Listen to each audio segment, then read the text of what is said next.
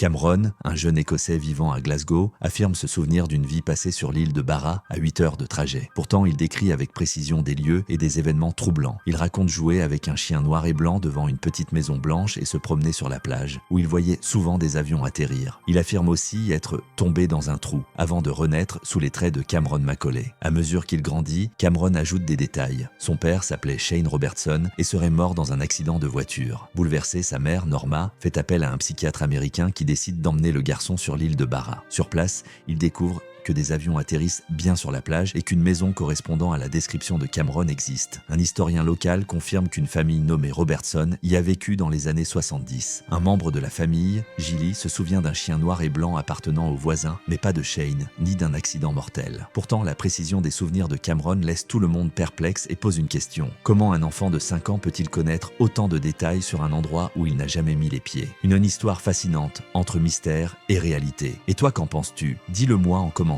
et abonne-toi.